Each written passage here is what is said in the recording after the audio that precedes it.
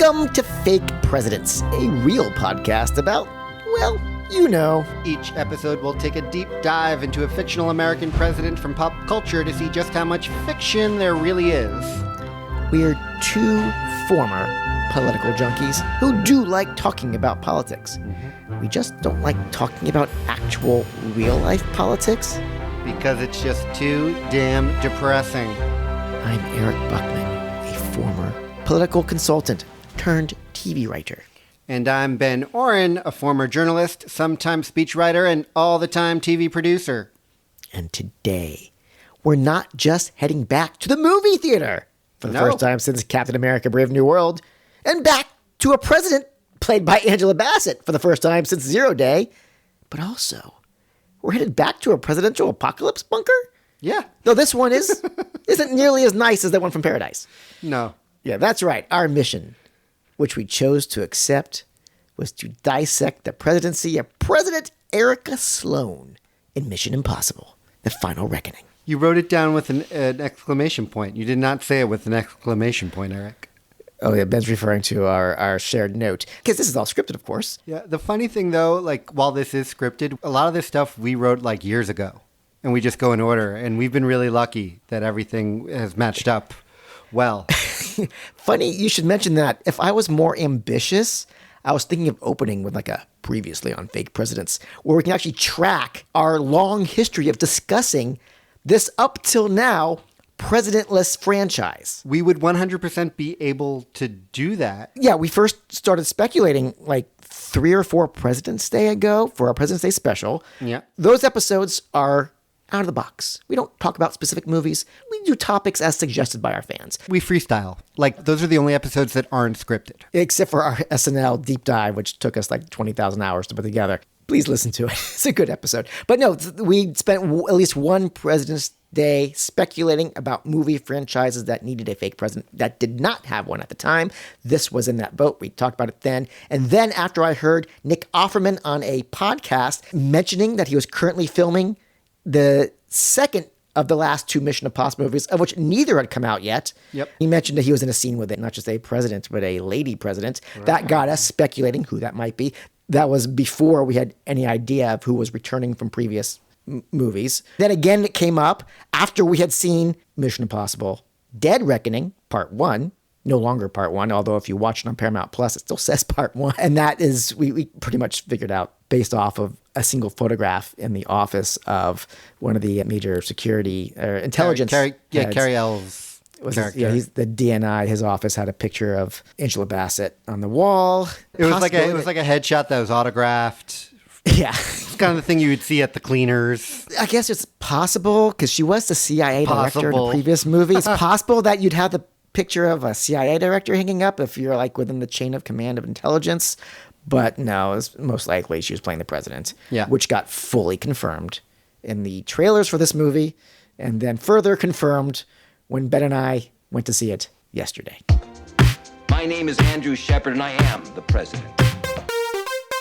So let's talk about who made this movie. It stars a young up-and-comer named Tom Cruise, who's also a producer. Good for him. He needs to make a little bit of that, more of that De Niro. I like Tom. Him, Brad Pitt, maybe, might be the remaining, like, movie stars. 60-year-olds. Who don't look sick. I mean, when I was watching this movie, Tom Cruise is next to some older men, and I'm like, are they probably the same age? But this man actually looks like he's in his 60s, and Tom Cruise looks like Tom Cruise. Some of the older men might even be younger than Tom Cruise. Issei Morales is probably the same age as him. And I was thinking the guy who they brought back, the... Rolf? Yeah, Rolf Saxon. Yeah. William Donlow from the first movie. He is actually 69, so he's a few years older than Tom. Nick Offerman. How old is Nick Offerman? He is younger than Tom. Yeah. Does not look younger than Tom. I mean, looks good, Nick.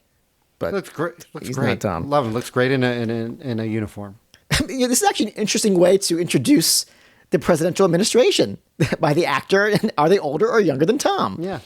For example, so Angela Bassett, she plays the president. Yes. She is, Ben, older or younger? She's probably like 63 years old would be my guess. She is 66 as of now. Wow. Tom Cruise, So we have our over-under. He is 62. His birthday is July 3rd. So if you wait a month to listen to this, he will already be 63. But as of recording, he is 62. Okay. So President Angela Bassett, over. Her Secretary of Defense, played by Holt McElhaney? Who's great. I love him as an actor. Do you ever watch the Lights Out on FX from like 10 years ago? I did see Lights Out. I saw him on Mindhunter. He plays tough. He looks tough in a Fight Club. He's been Three Kings. He's been around for a while. I guess you might consider him a character actor, but he's like a handsome character actor. Yeah, he probably has lots of good stories about being up for every major role, like for like a hunk or an action star since 1991. I bet he's been like in the room for every major role. Secretary of Defense, Holt McElhaney. Older or younger than Tom Cruise? He is younger. By 1 year. Yeah. Okay, Janet McTeer, she plays the Secretary of State. She's probably late 50s would be my guess. 63. She's older. So she's great. I saw her on Broadway a couple of years ago. She won a Tony for whatever she was in. She's a very good actress. Yeah, she's an English actress. Good for her. She made some money on this because she was not in a lot of scenes, nor was the role actually like necessary. I mean, how many cabinet level positions do you need yelling at the president? Push the button! Don't push the button! Push the button! A lot of that. Yeah. But I mentioned Nick Offerman. Who's chairman of the Joint Chiefs of Staff. Yes, he's a general. General Sidney. We never find out his first name. Unless Sidney is his first name. He's just very But you know informal. the funny thing is that he's Sidney and Holt McElhaney is Bernstein? Yeah. Which is like Holt McElhaney could play a lot of things. What he can't necessarily do is play a Bernstein. But Sidney Bernstein is the accountant role played by Gilbert Gottfried in Beverly Hills Cop. Really? Really? Yes, that's the name of the character, Sidney Bernstein. So if I'm ever on like a panel, like watching a panel where the writers, Christopher McQuarrie and Eric Gendronson, are on, I'm going to raise my hand and ask them if it's an homage to Gilbert Gottfried. We have Mark Gatiss. Gatiss? The British actor? He plays the head of the NSA, Engstrom. Oh, I didn't even include him on my list of people in this movie. You've seen him around. Like I mostly know him from Sherlock, the BBC version of it with Benedict Cumberbatch. Yeah. Yeah. He played Mycroft Holmes. I think he also co-created the series. So he's talented both in front of and behind the camera. Gatiss, older or younger? Older. Younger, 58. Oh. Cary Elwes. He's the previous DNI, Director of National Intelligence. Not the DNI in this movie. He's killed in the last movie, but he does appear in flashbacks, and he also at one point seemingly worked in this administration. Yeah. Cary Elwes, older, younger. Same age.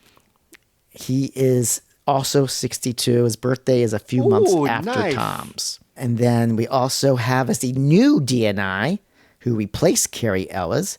That is an actor named Charles Parnell. Older. His birthday is not on his Wikipedia page. Wow. He's that famous that he has to keep it on the whoosh. Because all of his fans would be like, oh, we're going to send him some treats for his birthday because we love him so much. He was in Top Gun Maverick also as a Rear Admiral. Rear Admiral Solomon Warlock Bates. So he has a history of telling Tom Cruise what he can and cannot do. If anyone out there knows how old Charles Parnell is, the American actor, let us know. This is a presidential favor. Just to fill everything out, Hallie Atwell's back, Simon Pegg is back, Ving Rhames is back, Pom Klementieff is back as part of like the MI crew. Henry Cerny is back. Henry Cerny's Eugene back as Kittredge. Head of the CIA in this movie. Shea Wingham's back. Greg Tarzan Davis, who we all remember from the last movie and also from a recent episode of Top Chef, where he was a guest judge. Yes, they did a Mission Impossible themed challenge, and they brought in. They're like, and from Mission Impossible, the Final Reckoning. I'm like, who could Tom Cruise? It can't be Tom Cruise, but maybe it's Hallie Atwell, or who knows? Who could it be? They're like Greg Tarzan Davis, and I'm like, oh, okay. I like him. He was also, I believe, he was good. He's a good action guy. I think he was also in Top Gun Maverick. Yep. Hannah Waddingham is in it as a admiral, and Tremel Tillman from Severance is in it as a submarine captain. He's great. His delivery is so wonderful. Also, did you notice he never blinked? blinked. Blunk sounds like the kind of thing. It sounds like what happens if you like. Well, it sounds like a sex thing. Oh no, he's never blunked. The same thing. Yeah. Okay.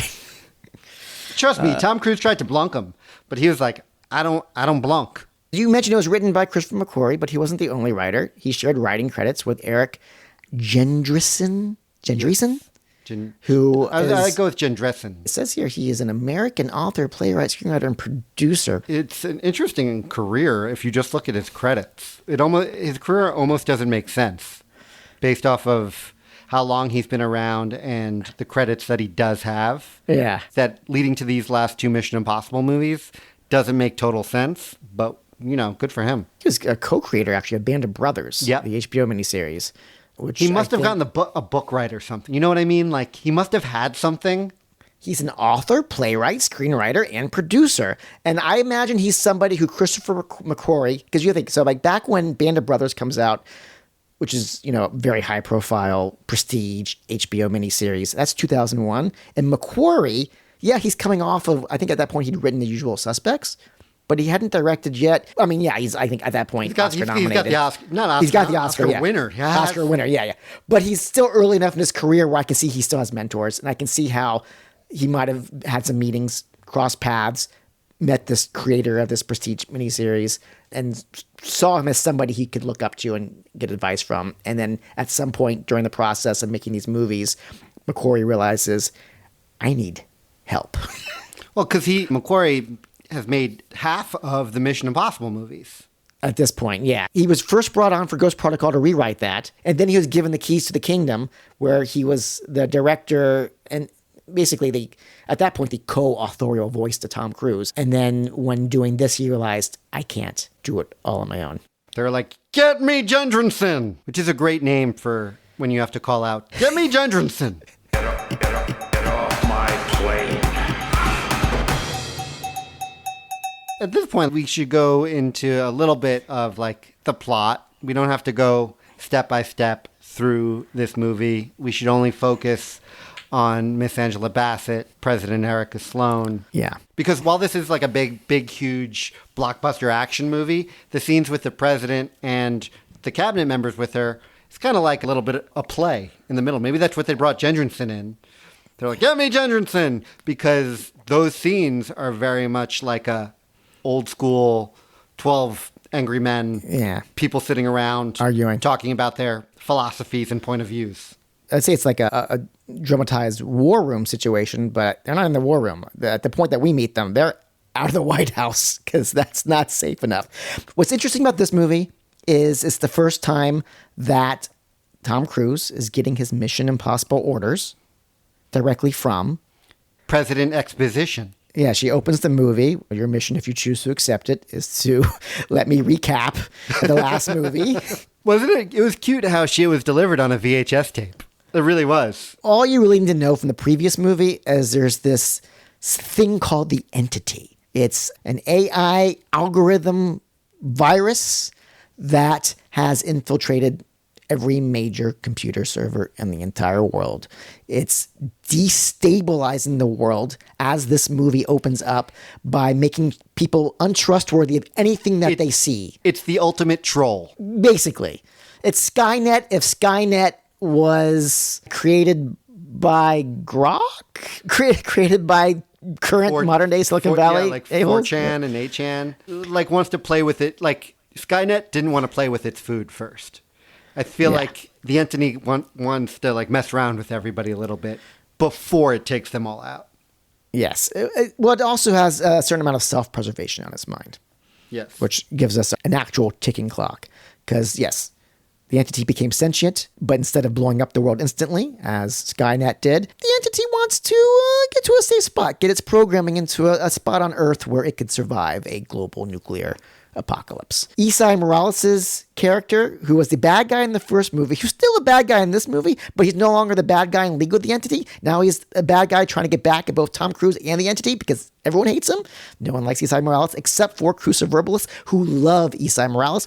Cruciverbalists, of course, being people who design crossword puzzles for a living. Oh. They love Esai because his first name is so valuable, getting them out of crossword making jams. It's true, yeah. Which is interesting because in this movie, the rabbit's foot, so to speak, MacGuffin is a cruciform key from, actually, I guess that was a MacGuffin in the last movie. In this movie, Tom just hasn't. That's why the entity is just not into Isai Morales anymore. Because Isai failed to get it from Tom Cruise. But back to the VHS of it all, that's the reason why Tom Cruise is getting his missions on an analog VHS tape, because the entire U.S. intelligence apparatus has gone analog. So he gets this VHS tape, which is also a throwback to the era in which the first movie was made. Yep. It came out in 1996, the year before DVDs came out. I think the first Christmas season that they were on sale was 1997. So, good circular Easter egging there. Yeah, the entity, I mean, its ultimate goal, it's looking to take over all of the nuclear arsenals from every country. Here's where it gets confusing for me, Ben. My recollection, the way I took the movie, I guess this is kind of a spoiler. Look, see the movie. It's a good movie. I mean, it's a fun movie. It's a fun movie. I come short of saying good only because to recommend it, you have to have a high tolerance for nearly 3-hour Tom Cruise movies. I didn't budge in my seat. I was cool the whole time. You were. I found myself at times a little confused. I like to say restless. I'm confused. I let that stuff go out the door. I just brush that off. It doesn't make a difference. I know it's all about like the key things, right? The key things are these nukes are going to be launched in 3 days. 3 days. Tom needs to stop it. There's a bunch of different plans in motion to stop it, right? You have Luther Vingram's, who built a poison pill that when linked to the entity's like OG source code, which is also known as the Podkova, which sounds also like a podcast. Russian podcast? a Russian podcast, or like a socialist DSA podcast. And that's located on a submarine that sunk somewhere in the Arctic that we see in the previous movie. If you put this poison pill into it, you'll be able to essentially control the entity. Yeah. And so Gabriel wants that so that he could have the entity under his control. The U.S. government wants it so it could be under their control. And Tom Cruise, Ethan Hunt, he basically wants to eliminate the entity completely, which for some reason everybody's telling him would destroy the internet. The idea, I believe, is because the entity has become so infused with the internet, with every major digital service, every bank, every national security apparatus, every school system. Remember in Ferris Bueller, when Ferris Bueller hacks into his school computer system that changes absenteeism? Yeah. I think the entity can do that too. Ooh. I'm pretty sure. Yeah. So the entity, it's everywhere. If you like just destroyed it, you would ruin economies in countries across the world. And turn off lights, power systems. Yeah. You'd be going back to the dark ages, is what they make it sound like. Yeah. And at no point does anyone say, that's just a theory. It might not go down that way. No one says that. It's just taken as fact. That's what killing the entity will do, which is what Tom Cruise wants to do, because he'd rather live in the dark ages than have a global nuclear annihilation. Not unlike the choice made by another president that we covered and within the last few months. I won't get more specific than that. One last thing about the entity. Yes. Entity's not working alone. There's a bunch of people who are standing the entity, and they have infiltrated various levels of government and the military. So that little nugget is put in your mind to tell you, be careful who you're trusting in this movie. Yes. Because they might figuratively remove the mask to reveal that they actually are Team Entity instead of Team Humanity. I mean, we call it a deep state, except they explicitly say that these are like new recruits. These are like younger people. So I guess it's like a shallow state. Yeah, not that deep. Not that deep. Yeah. You have this QAnon type cult of people who actually do have positions of power. Okay, I say actually positions of power as if that's not really happening right now. There are QAnon people in actual positions of power, including, as you would point out right now, our Patreon. Yeah. We love you guys. Thank you. You allow us to do what we love to do. Yeah. Every time you make the joke that our Patreon is mostly funded by QAnon types, I do get people asking me, I didn't know you had a Patreon. And I have to then say no. It's just been... Wait, how many people? Should we have a Patreon? Did they say how much they'd be willing to pay? He's got the QAnon type helping them. I see. It's not he. The entity, even though it uses a male voice, no gender. I tried to find out who did the voice for the entity, and I couldn't find an answer for it anywhere. Well, I think they use a number of different voices of different cast members. Like at the beginning, they do a fair amount. Like in the first movie, I think they use Benji's voice. Yeah, Simon Pegg winds up stealing Simon Pegg's voice. Yeah. For a good bit of it. And in this one, I definitely heard some Peggisms as well as some other voices. It got pegged, especially in the beginning when Tom Cruise does interface himself with the entity for an even bigger exposition dump than we got from the president. Yeah. Although I guess it's less exposition than it is foreshadowing. He's telling how the rest of the movie will go. Yeah, it was kind of weird. But anyway, those are all the various goals. But for the president of the United States, President Sloan, her goal throughout is to protect the United States, to protect the nuke arsenal, and to protect the United States attack from not from other countries, but from the entity launching nukes at the United States. Right. So when we first meet the president in person, not just on a recording, it's at the Mount Weather Emergency Operations Center, which is a real underground facility. It's basically the home base for FEMA in the case of, a major... Yeah. I mean, they give tours, operations. Right? Well, that's just it. It's because everyone knows it exists. It no longer holds its original role, which is be part of like the continuity of government plan in case of a nuclear war. Yeah. So... Or NLE. But that said, this movie kind of takes the stance that it's real, it actually exists. Instead of making up some other off-books place, let's use it. The Mission Impossible movies, as much as they love to make up technology, they do like real-life locations, even if they're recreating them. Like at a certain point, Tom Cruise commandeers the George H.W. Bush aircraft carrier. Yep. And the reason why they picked George H.W. Bush isn't just a nice reference to the fact that he's also a president who used to be head of the CIA, like Erica Sloan is in this movie, but really because that was the aircraft carrier they really did get permission to use from the Navy, and so they want to be realistic whenever they can. Yeah. When it comes to locations, when it comes to military cooperation, when it comes to stunts, Tom Cruise... Well, also, do you know how much money it costs to, like, remove the side? Like, if they wanted to digitally remove the HSS... George H.W. Bush from the side of it. You know how much that would cost? A couple of $100. That costs money. So it's like not worth it. For a movie like this, you gotta pinch pennies sometimes. And they could have saved some money if they just had the entity do it. That's just what's interesting about this movie. We'll get into the 2025 of it all. But a lot of deep faking going on. Yeah. That's basically what's destabilized the world. The fact that there is no information in play that anyone can trust anywhere. And hostilities are rising. The planet has become a pressure cooker without a release valve. Yep. And it's going to explode unless Tom Cruise can find a release. He's always looking for release. How dare you come into this office and bark at me like some little junkyard dog? I am the President of the United States. When we first meet the president, she's in this underground bunker. She's with members of her intelligence staff and her military staff. Sidney Bernstein et al. They're in the bunker. It's already DEFCON 3. And they still have control of their nukes.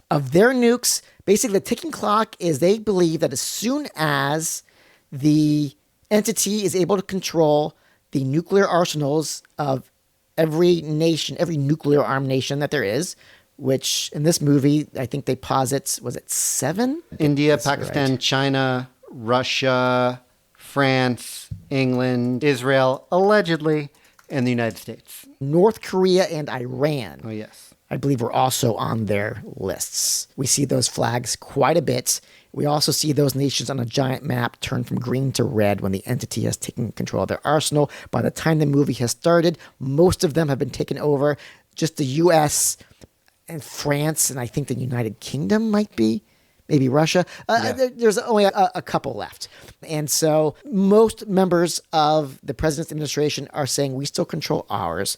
If we use our nuclear strike capability to, even though the entity controls the launch mechanisms for these nuclear arsenals, if we can take out with our nuclear weapons those triggering mechanisms, then the entity can't launch them. Unfortunately, as smart as that sounds, that would involve launching many nukes. Why would they have to launch nukes to do that? As opposed to just regular rockets. I think the in-universe buy is that only a nuke can take out a nuke. I'll put that more credibly. I think the in-universe buy is that the mechanisms to control these nuclear weapons are designed to withstand a nuclear war. And so if you want to have any chance of taking them out, you have to basically use the full might of your own nuclear arsenal. But anyway, the recommendation is with maybe a dozen or so nukes, you just hit a dozen major cities. Including your allies. You can stop the entity's ability from launching any nukes. Now, that said, you're still going to anger a heck of a lot of foreign nations who still can control person armies, submarines, naval vessels, long-range strike, fighter jets, bombers. Handguns. You might still start World War III. Knives. Slingshots. So the other recommendation is take out the cities in all these nuclear armed countries and then take out one of your own. Just to be like, hey, look, we're not doing this because we want to. It's a plot point from Failsafe. There have been other movies and plays and books that have speculated what do you do if you've, say, accidentally nuked either an ally or an enemy. And the only thing to do is if you don't want to start nuclear, World War III, you just do it to yourself. You strike yourself before they can strike you. Yeah, it's like a gesture of goodwill. And they didn't name which city they would do it to. What do you think about what city do you think they would do it to? Well, okay, this is usually my mark of a good military movie. Yeah. Because it's not typically when you're showing any sort of high profile targets in the United States in a bad movie, I'm going to say Michael Bay. He doesn't make bad movies, but in the Michael Bay version of that list of like where do you target in the US? It's the high profile sexy cities. It's like Las Vegas, you know? And of course New York and Chicago and LA, those are on there too. Yeah. But if you look at a real list of the actual high profile targets, those are going to be places near high-profile military bases, which are not always near the sexy cities. So it'd be like Denver? Tampa. San Diego? I always look for Tampa on the list because Tampa, it's the home to U.S. Central Command of Middle Eastern Operations, MacDill Air Force Base. And it's not just near Tampa, it is in Tampa. It's next to the strip club that everybody goes to? If you go on the street with all the strip clubs, north Dome Mabry Highway, and keep heading south, you will dead end into MacDill Air Force Base. So I always look for Tampa on that list, and we didn't get to see any list at all. No, because it definitely wouldn't be a northeastern city because those cities are too close to each other. That's not something you would give up in such a way. And then also, if you're targeting silos themselves, those are all in the middle of the country. Yeah, but that's like the main option that they give the president or the president's considering. Although there is one other option.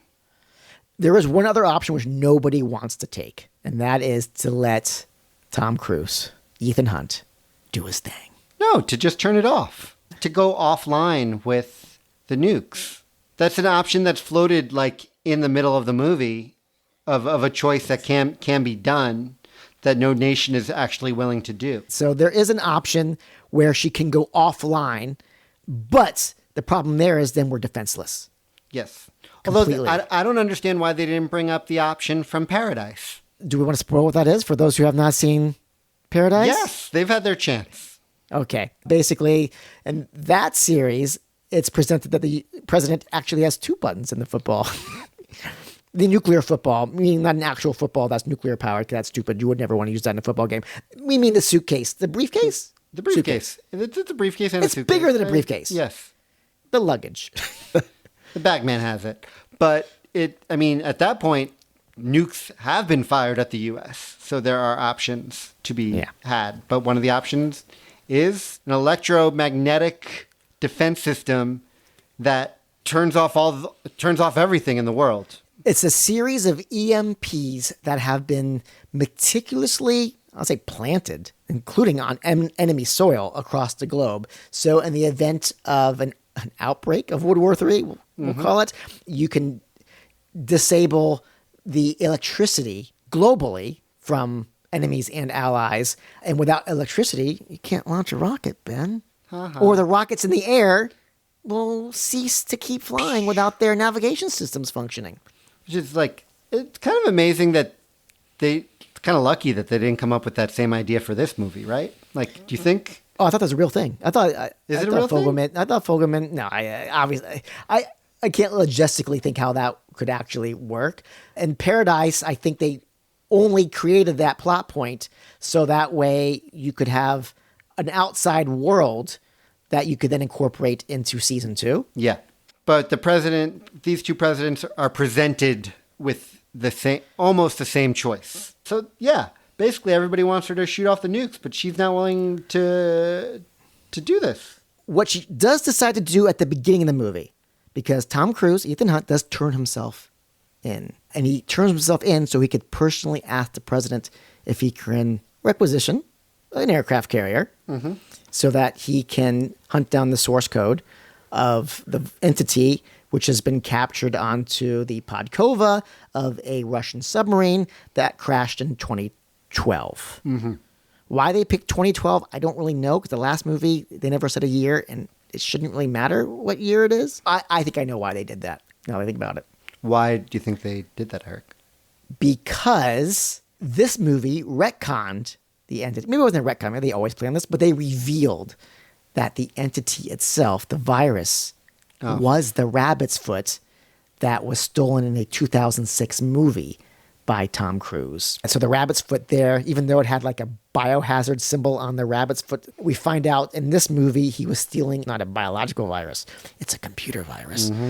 And so that then got immediately used by the U.S. intelligence services to start infiltrating our enemies. Or our, let's just say, our not friends.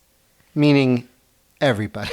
Yeah, and so I got into a Russian sub that was basically their Red October. A Russian sub that should be invisible sonar, but because the U.S. secretly got their virus on it, got the rabbit's foot virus on it, the virus was supposed to allow the U.S. to track it.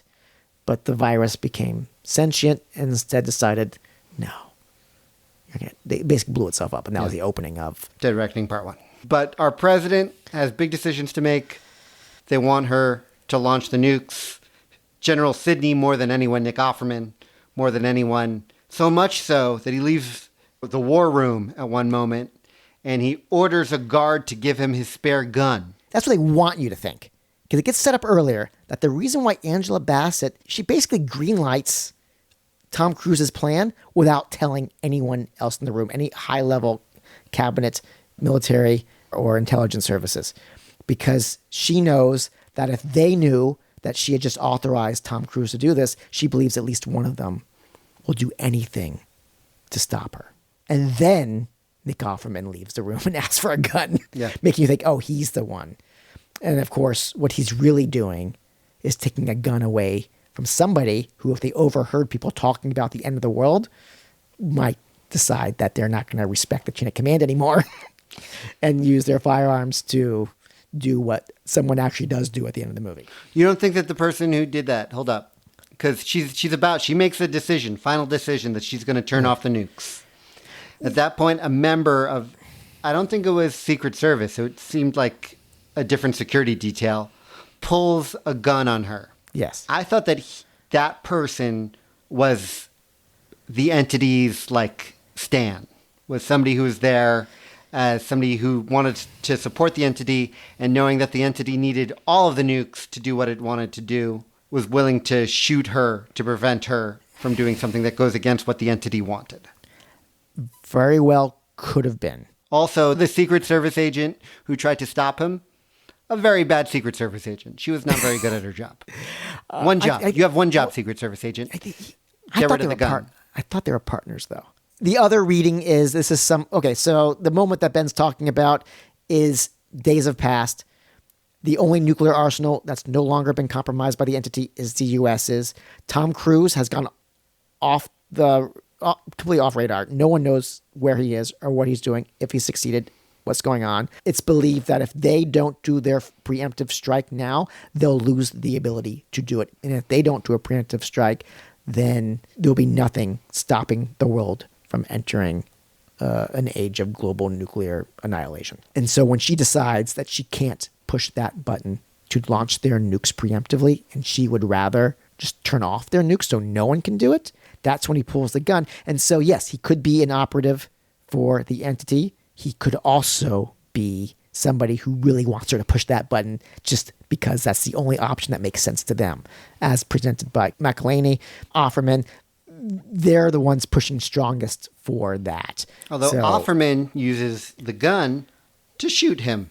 Yes, which is why I think in hindsight he asked for the gun, is because he knew he might have to defend himself against somebody who does not respect the president's position as much as he does. It actually flat out gets said, yes, these are all people who are loyal to you, Madam President, but that doesn't mean that they agree with you and they won't fight vociferously to get things their way if they believe that you're making the wrong decision. And that sets up the idea that one of them might turn. And then none of them end up turning. It's a pretty loyal bunch. Yeah, they do a good job. They have her back. Especially the moment she's like, I want to turn him off. At first, everybody's like, you got to fire nukes. You got to fire nukes. And then she's like, but we could also turn him off. And then two people were like, you know what? The president, you're kind of right, President. We should turn him off. You're like, we know how you got your jobs, guys. Okay, so the major plot points is she authorizes Tom Cruise to get the aircraft carrier to go forward with his plan, which is very... It can take us another hour just to deconstruct that plan on this podcast. We'll just say he has a plan. Yeah. To do his thing. She makes that decision. She doesn't tell her own people. They wind up finding out eventually when the aircraft carrier starts following the orders of Tom Cruise. Like, wait, what's going on here? Although we cut back to the bunker a few times, the next real decision is the one that Ben was talking about at the end. But in the middle, though, we do have one other plot point. For the president? For the president. When she's just staring at a picture of her son? Well, what I mean is the way she's able to convince Hannah Waddington's commander of the George H.W. Bush aircraft carrier to listen to Tom Cruise is with a note that she handwrites and uses a wax seal. That bunker is fully stocked. It's all the important things that you're going to need if you're stuck down there in the age of thermonuclear attack. That's funny. Your presidential wax seals. Break open the biscuit. If you're nuked back to the Stone Age, I guess that comes in handy again? Yeah, I forgot about that. Anyway, so she does have a handwritten note that she gives to Tom and tells Tom to give this to Hannah Waddington from Ted Lasso. And what does that note say, Ben? It's just a date. That date, Ben, is May 22nd, 1996. The day and date that the first one Mission Impossible came out. Yes. I remember it well. I probably saw it opening weekend back I did see it opening weekend. I saw it opening weekend at the movie theater in Syosset on Long Island. Oh. If anybody from Long Island is listening right now, it was the single best movie theater on Long Island. It was a huge screen. It was a double-decker theater. There was a balcony. Oh, it was a glorious theater. That's also where I saw Independence Day. Any big movie. That's also where I saw Showgirls. Any big movie. That's where you went. Those are the big three for Ben when he was a teenager. School. Yeah, a teenager. Yeah. Independence Day, Mission Impossible, and Showgirls. I feel a lot of men will agree with me on that one. So that's what that date refers to. In the real world, May 22nd, 1996, in the universe of the movie, that date is a shared date of sadness for both Hannah Waddington's character and Angela Bassett's, the president and this aircraft carrier commander, because they both lost somebody close to them. I'm guessing not the same person. I didn't take it as the same person, but I take it that I took it that they were in a throuple. Yeah, back in the 90s. Back in the 90s. They were like OG throuple people, and that they lost somebody in Serbia. In Serbia, which at the time, this was like Slobodan Milosevic's reign of terror. Some Kosovo stuff. Yeah, some sort of operation went south. Seemingly a risk was not taken, and by playing it safe, they lost somebody they loved. And so what this date simultaneously tells Hannah Waddington is to not only are we at risk of losing someone that we love, but we also need to take the risk and not go the safe route, which allows her to then, give her aircraft carrier to Tom Cruise. Which that date really did say a lot. Yeah. Which might line up with what you were saying. She does look at her son's picture a bit, which made me first think, oh, did she lose her son? But no, because that would have been like so long ago to lose an adult son when she herself was too young to have like a 20-something soldier son. The timeline didn't work out there. And then when we do meet the son, I'm like, oh, maybe she lost a husband. But the son, he doesn't seem old enough to have been born by 1996. Actually seems like should be like a grandchild, but whatever. We'll talk about who we think that person might be later. Suffice it to say, she uses that date. She has got a common connection with the aircraft carrier's commander. She sends off Tom Cruise to do his thing. She winds up being proven right when Tom Cruise manages to save the day by ultimately disobeying her. He does destroy the entity. Even though... And it's just like a quick little brownout. Yeah, power goes out across the globe. It comes back on. For maybe like 5 seconds. Some might call it a 0-day type inconvenience. That's the other Angela Bassett series where she plays the president. And there's a cyber attack that turns off the power for like 1 minute. Ooh, a minute. What could go wrong in a minute? Train crashes into car. Anyway, so Tom Cruise saves the day. Yeah, he saves the day. And she turns out to be right, even though she warned him, save the day, but don't get rid of the entity. Just bring it to us so we can control it. And he doesn't do that. No entity for you is what he said. Right. Yeah, that's the movie as it relates to the president. I guess we could almost skip right to the what does this say about 2025 because that is key to it. But first, what do we know? I mean, do we care about her party? I mean, there's so much that we do know about President Sloan already. You know, we know her background as former head of CIA. We know that she has a cabinet full of rather hawkish bureaucrats. Yes. We know that she has a son in the army. We know that she was elected following the events of Fallout. Presumably elected. We don't know what her path was between CIA and the White House. Typically not a direct path. I mean, nothing's direct, but also she must be a very good politician because she fucked up royally in Fallout. Oh, she trusted Superman. Yeah. Yeah, you don't trust that guy. He had facial hair. And when you have facial hair in a Tom Cruise Mission Impossible movie, you bad. The Cavalrine, what was that called in Henry Cavill. Deadpool and Wolverine. Yeah, what they call him? The Cavalrine? Yeah, he looked the part. Not gonna say good. He looked good. He looked good. But yeah, but like that was the mustache that effed up the reshoots on Justice League. Okay, but basically in Fallout, she has Henry Cavill's character be like to watch out. She doesn't trust Ethan Hunt or IMF, so she has her own person watch over him, and he turns out to be the bad guy in the movie. He does one thing right. He kills Alec Baldwin. He does. He also has that cool, where he takes the jacket off. He takes the jacket. Oh, yeah, in the bathroom fight scene. He cocks his arms. Which is an awesome fight scene. Oh, yeah. Fallout's a good movie. But some say it's the high point of the series. Others say Ghost Protocol.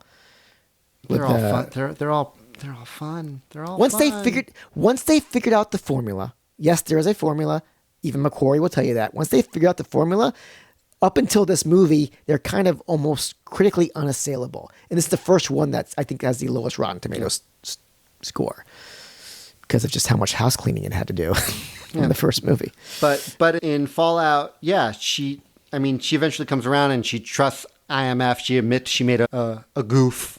Doesn't distrust them. She follows them into the CIA. Yeah, but I would think based off of bringing Cavill's character into the fold, that enough people would know about it to have a whisper campaign during whatever primaries to say that Sloan isn't up for the job, that she doesn't even know who our allies are. The flow of information in these movies is interesting in that at the beginning of the last movie, Dead Reckoning, Cary Elwes, the head of the DNI, Director of National Intelligence, he has to be told what the IMF is, which I guess is somewhat credible today that they have a DNI who just does not know the most basic fundamental operations of the United States intelligence apparatus. But yeah, so the IMF has gone from the 2006 movie where they had their own secret underground skyscraper in the DC area to now being totally off-book remote offices. Well, yeah, everybody's remote. Yeah, it makes sense. It's work at home now. In fact, that was her big thing. The way Ethan Hunt gets his jobs, it's basically Zooms. Sloan, so we know a lot about her. So I think there's no mention of a first gentleman or anything like that.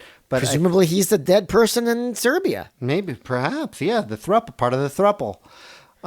So, I mean, I think, based off of all of that, what we know, I'm going to assume she's a Republican. I mean, I'm going to before like we get a the party, like a Condi Rice Republican. But okay, so I'm definitely going to go with a military background. Not so much like Viola Davis in G20, which we just did, where she was a war hero and has iconic photos taken of her in action that, leapfrogged her into the national political space. But I'm going to say that back in the 90s, she herself was in the military. 30 years earlier, yeah. She has this rapport with Hannah Waddington, who is in the Navy, which then led me to believe that... How involved was the Navy with Kosovo? That's what I thought. And then I realized, wait, Serbia's landlocked. Yeah. There would not be a Navy operation Wasn't it UN peacekeepers? Well, it was a NATO thing. So in the way NATO works is you would supply U.S. troops and, to do things. So it makes total sense.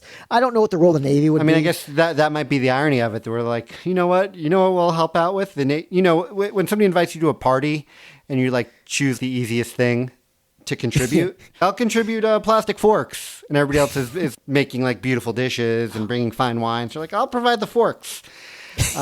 And so for this situation, the U.S. is like, you know what we're going to do for this landlocked country? We'll bring the Navy. Don't worry about it. It's the most powerful Navy in the world. Why won't you want it? Our Navy's not good enough for you? No. Take the Navy. Yeah, so that kind of blew a hole in my theory that because I was trying to figure out what service Sloan would have been in. I was trying to get to the Navy there. But no. But if her son is in the Army, I would think typically you follow in the footsteps of your family members. What's interesting is not only is he a soldier, but even though they're seemingly in this bunker to ride out the possible end of the world, he's not there with them. Nope. He's out in apparently active duty. And typically there would be a scene where where the president's like, bring my son in. And he's like, I can't leave my team behind. We're an army of one. One of many. We're an army of one of many. Because, he wants to stay with the rest of his team. But no, usually in these movies, when the president is brought down to any sort of bunker space, their family is with them. Yeah. No first gentleman's ever mentioned. No first anything. No first lover. No. Yeah. So she's down in that bunker. She's solo. She's riding out the end of the world without anybody. Unless she and Offerman are a thing, and that's why he takes a bullet for her. That's what's going on. Offerman, who we also remember we covered in Civil War. He was a bad guy president in that one. We don't know if he was bad. They never get into the politics. For all we know, he did good things, and the bad guys hated him, and we're following the bad guys the whole time. That's true. We'll find out in Civil War Part 2. But, what do you think Sloan is, party-wise? So we have the military path. We have the fact that she was head of the CIA. We have the fact that she's ultimately, I'm not going to say pacifist, but she's ultimately not a war hawk, it would seem. In Fallout, she doesn't trust IMF. That's super deep state for her. She's definitely somebody who isn't currently profiting off her role as president. She seems genuinely interested in saving as many lives as she can, even if that means ultimately making the wrong decision. She'd rather make the wrong decision to save lives than we'll call it the safe decision, but the decision that might prevent World War III, but at the cost of about 100 million lives. Yeah. What gets presented to her is you could save 7 billion by sacrificing 100 million, and she cannot do that. And that's just good math. She doesn't make that decision. It's not cowardly. It's not done from a place of weakness. In fact, the way the movie presents it is she's making the tough call. Yeah. She's making the tough call to trust one man and his team of operatives, but mostly one man, to accomplish his goal, to ultimately arrive at the ending where no one has to die, except for a handful here and there. Handful, yeah. Across the globe, yeah. So I will say party-wise, I'm going Democrat. Okay. Interessante. How? Because I'm the goddamn president of the United States of America. So what do you think this says about 2025? What do I think this says about 2025? I think it's saying that the biggest threat of all, Ben, is the death of truth itself. Ooh. That in a world where we can't even agree on the most basic facts of what is what and where is where and how is how, it's not a world that can function. What about Chaos. why? What about why is why? Why? Well, everyone knows why. Okay. Yeah, I mean, that's the basic premise. The basic premise is that if AI is able to get to the point where no one can trust anything that they see anymore, then anarchy is actually going to follow, because there's no way you can govern in a world where no one can believe anything. How do I say this? You say it like this: in a world. In a world where truth itself is now relative and anyone can believe anything that they want to believe and have their worst fears confirmed every time they open up their smartphone, is not a world in which a government can actually govern. Because if you can't convince people that you're acting on the best possible intelligence, they're not going to have any faith in you to do the right thing. And if your own people don't have any faith in you, if your enemies don't have any faith in you, if no one has any faith in any institutions, and without any institutions propping up global security, then there is no global security. It's global insecurity. The mission isn't impossible. It's truth that's impossible. Yeah. No, but in many ways, this Mission Impossible, these last two movies, it used to be the biggest threat was nuclear attacks themselves. We have to stop the nuclear weapon from, first it was from reaching U.S. soil. Then it's from detonating on U.S. soil. Now, in these movies, there was a nuclear weapon on U.S. soil, once an act that one of our characters had to defuse just to open a door. Like, nuclear weapons, they're table stakes. And I guess they weren't actually in U.S. territory because there's globe-trotting. But basically, every time at least once an act, they had to defuse a nuclear bomb just to go from point A to point B. Yeah. So, yeah, AI has supplanted nuclear as that true threat now to global stability. So, yeah, I mean, obviously, that's where you go with the 2025 of it all, unless you have something that I'm missing. No, I mean, it is the battle against AI and truth and what to believe. Motherfucker, I'm not asking if you're interested. I'm the president of the United fucking States, man. Legacy and approval ratings. Legacy. I mean, everybody's going to remember as the person who, I mean, if she wants to run again, she's got to say, maybe she'll let everybody know about the Mission Impossible team, because she has to be like, I saved the world. Like, if you're really running for office and you really want to win again, like, this is the information you got to tell everybody. It's like, I saved the world. How did I do that? Because Mission Impossible exists. Yeah. Because otherwise it's like goes in either direction. But I think she'll use it for her advantage. I think she lets everybody know that the Mission Impossible people are out there, and she wins again, and people love her. Well, there's no political advisors in her circle. At no point is she ever making any decisions confirmed with anybody about how is this going to play. How is this going to pull? I'm not saying that necessarily you would have that person in the bunker at this point, but it's something other movies might have done. And they made that choice not to do that here. She's probably first term because I don't think enough time has passed since Fallout to show her being second term and somehow doing something between being head of the CIA and running for office. She had to have some other position. Most likely, I would say probably VP for whoever the previous president was, and then did what George H.W. Bush and just ran for president as from VP to the press. That's my path that I think she took. What do you think about her legacy approval rating? Yeah, I don't know how any politician survives the near end of the world. That said, in the final moments of this movie, well, it looks pretty good. Yeah. In fact, is anyone even aware of how bad it is? And I mean, everyone's aware of the unrest. We see a lot of TV footage of protests, but they're not protesting her. No, but they must know. I mean, they must know that her and key people are in the bunker, right? How long do you think they could keep that from the world? How many days can the president stay in a bunker without everybody knowing? She's there for 3 days. We know that. 3 days. We know that. 3 days. Yeah. The movie is 3 days. Yeah. So she's gone 3 days without any public appearances, without giving any speeches to the country. That said, at the end of the movie, when she steps off Air Force One and everyone looks happy to see her, it's a very victorious strut. Yes. She's a very confident strut. Yeah, but she's coming down. She's seeing her son. She made the right call. So I think the question is, what happens when Jake Tapper writes his book about the inner workings of her White House in the final days? Yeah, the book will come out and it'll say which city and which area of the country she was willing to give up with the nukes, right? I wonder if that went into her thinking at all. It's like, well, it can't be a purple state. I might need them down the road. Or if you bomb... Like if I bomb just San Diego, like, I still have the rest of California. That's interesting. What states could you switch because you have to bomb a metropolitan area. They have to kill enough people that it matches like Moscow, you can't just take out Tulsa.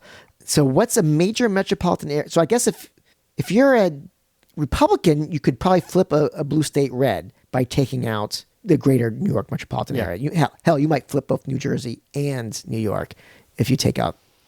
Yes, if you're a Republican and you take out any urban any it does help you. Yes. Yes. If she's a Democrat, could she flip? What state could she? I mean, even in Texas, like any area with people, with a lot of people, are still like Democratic cities. I mean, I'm trying to think in Florida. Miami does have a Republican mayor. Miami's turning a lot more red. South Florida, it used to be South Florida was blue, North Florida was red, and the I-4 corridor between Tampa and Orlando was purple and could flip either way. Wherever Orlando and Tampa went, and the cities in between that, which is Central Florida, that is where the state would go. But that's all changed. Once Miami decided, I think we're Republican now, that just turned the entire state solidly red. Yeah, the Miami mayor is like a tech bro Republican. But if you took out Miami, I still think Miami is enough of a wash that it would not flip the state. So, okay. That was a fun thought exercise. Yeah. But for real, here's the way she can be reelected. She now lives in a world where truth does not matter. Does she embrace the tools that have just been used to totally destabilize the world to now bolster her own reputation and opinion? Will they use AI and deep fakes for good? And not for good, for herself. Because as long as she is principled and stands by her guns in terms of authenticity and being true to herself and doing the right thing, I think ultimately, I don't think she can win in the modern 2025 election, obviously not 2025, in the modern, say, 2028 election, where she'll be up against every tool in the book to paint her as incompetent and having lost control, and possibly even wholesale making up quotes and clips and meetings with world leaders that didn't happen and things that they're claiming she said that she didn't say. I don't know how she fights back. From this point, I actually don't even know how you could ever have a two-term president ever again in the world that's set up now in Mission Impossible, because it just feels like you're just constantly going to be going between everything's too unstable. A lot of nukes are going off of this world. Yeah. A lot of nukes. Crazy world politically. I'm glad we finally got a fake president out of it. Well, that's been Fake Presidents. I've been Eric Buckman. I've been Ben Oren. Theme music by Johnny Sadoff. Artwork by Ann Hecker. We're on I'm reading my notes and it still says Twitter. I guess we're still on Twitter, but we don't really do much with it anymore. Yeah. But you can find us on Threads. You can find us on Blue Sky. You can find us on Instagram. We are fake_presidents. You can email us at fakepresidents@gmail.com. This has been yet another new president in the year 2025, and we have one more to go next month when we do John Cena as the U.S. president in Amazon Prime's Heads of State. I told my 10-year-old son that John Cena was playing the president in a movie, and he goes, "Really?" I goes, "Really?" He gave like the full like Seth Meyers, "Really?" Was he intrigued? He was intrigued, but still he's like, how would that even happen? I think what they're doing, this is my guess. Yeah. I think my theory for how, and we'll see if we're correct when this movie comes out, I think what they're doing is they're playing John Cena as The Rock. What would happen if a popular wrestler turned actor who's physically fit and great shape, who is likable and funny and charming, actually went into politics and did get elected president? And we'll see you next month. See you next time. Bye.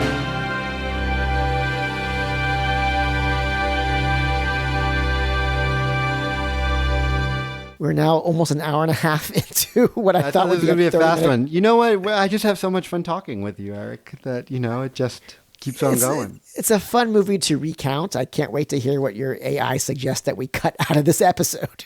You know what? I asked ChatGPT about this movie because I was curious. I asked it, who's your favorite character? Okay. And I was hoping it would say the Entity, but it did not. Its favorite character was Haley Atwell. Okay, well, first off, it doesn't have a favorite character. Again, this is what's fucked up about these things. But they can't answer a question honestly if they don't have an honest answer. They make up shit. They do make up shit, because then I asked, why did you like Haley Atwell? And then it explained because of the scene where she